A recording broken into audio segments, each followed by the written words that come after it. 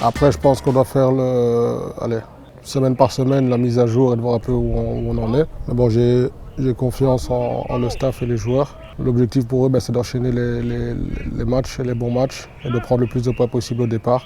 Et après, on sait que dans le foot, tout peut arriver. On a eu de bons matchs références quand même sur les dernières semaines. Et après, c'est de voir, c'est le foot.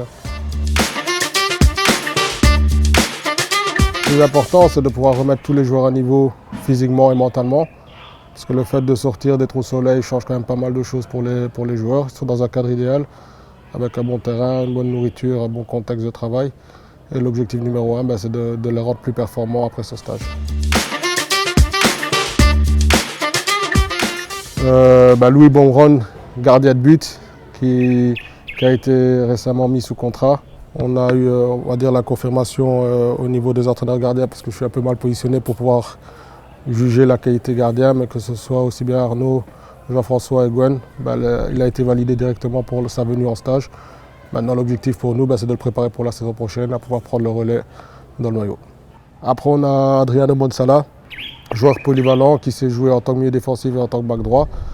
Pour nous, l'objectif avec lui, même chose, c'est de l'intégrer petit à petit dans l'effectif, qu'il prenne ses marques, qu'il puisse s'imprégner d'un noyau U23, d'un autre modèle d'entraînement qui prépare plus à la compétition du week-end.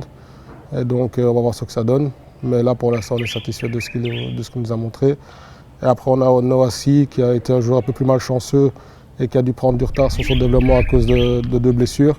Mais c'est un joueur aussi où lequel le club croit. C'est un milieu défensif aussi gaucher, avec la possibilité aussi pour lui de jouer de défenseur central. Je pense que le match du GBA pour nous a été quand même un match référence en termes de qualité de match, mais aussi des joueurs utilisés, où on a été un peu plus en profondeur dans le noyau avec des joueurs qui avaient un peu moins de temps de jeu, et ça peut être le cas pour eux aussi. L'objectif, c'était qu'ils viennent compléter le noyau et voir ce qu'ils pouvaient montrer, ce qu'ils avaient dans le ventre. Maintenant, pour nous, l'objectif aussi, c'était de compléter les postes qui nous manquaient. C'est des joueurs d'avenir pour nous, pour les U23 et pour le club tout simplement. Donc il faut voir. Maintenant, on a le temps de travailler avec eux, on a le temps de les préparer. Et le but, c'est pas d'être pressé sur la situation, mais c'est de les amener petit à petit à être prêts pour jouer au U23.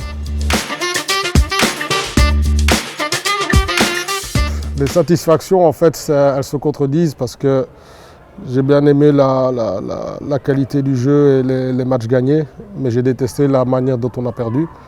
Et principalement quand on regarde des matchs contre Framborin et contre Dender, pour moi ça a été les 2 matchs les pires à vivre, où on prend un 0-4 et où on perd un 2-1 à Framborin, et le 0-4 qu'on perd chez nous à domicile, où je pense qu'on avait la place pour y arriver. Et normalement on aurait pu limite avoir un match nul et espérer même une victoire quand on voit qu'on gagne contre Daines, quand on voit qu'on gagne contre GBA à domicile.